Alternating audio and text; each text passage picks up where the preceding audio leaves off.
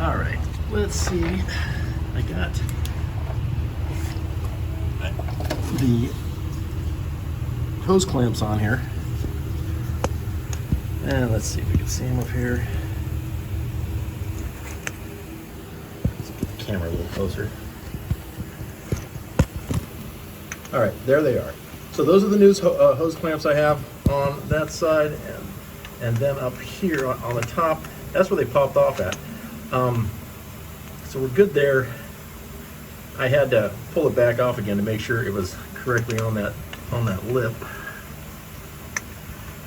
You gotta check your work. That's all right. Now those are kind of overlapped a little bit, but I wanted to make sure that, and it's tough because you got to do it from the top. You know what? I'm gonna go with what I got right there. I'm gonna leave that. I think we'll be good with that, even though that one overlaps on the bottom there. That's okay. Just making sure I have it tightened down there correctly. Yes, I'm obviously using the different hose clamps on this one. All right, let's go back up top and look there. I really need to get my kids to do this. Much as I love, crawling underneath the tank. A lot of fun, a lot of fun. Don't ask me to do this for my regular cars, trucks, whatever. That shit's boring. Tanks are fun.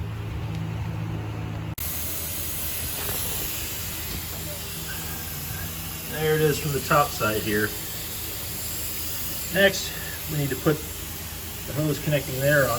What I do with this is I'll just put a couple of clamps on that side of it before I put the hose on, and I just tighten them down just enough so they won't fall out. Then I can just connect the hose right there. And it's situational depending on what vehicle you're working on. Like on this side of it, I would put the hose clamps at this end and then pull it back over the hose. Whatever works for you. I don't think there's, like I said, it's situational. There's not really a set thing to do it one way or another. Figure out what vehicle you're on. In this case, that's what's working for me. All right.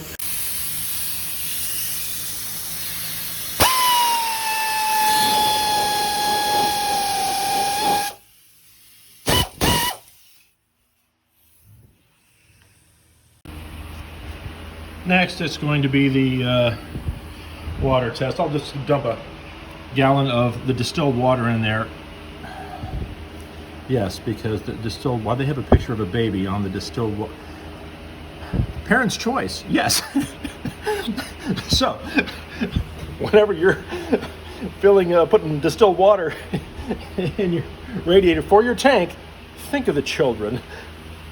Anyway, all right, so let's hope this first part works out and it doesn't leak. Obviously, the second one will be when we put everything back together, turning it on, and once you put pressure to it, that'll be the real test.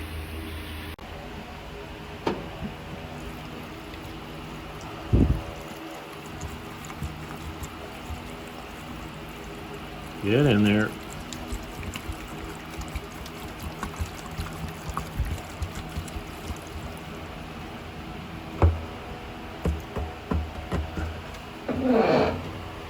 All right. Everything going on.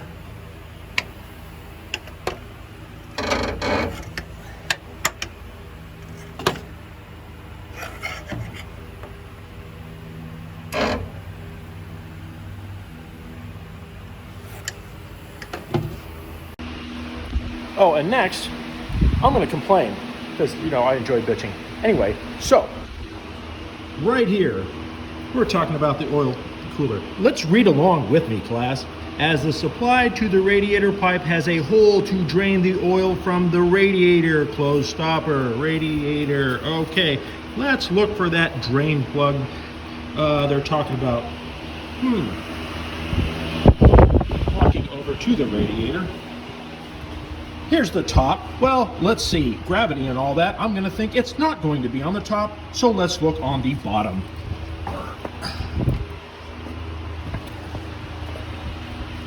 All right.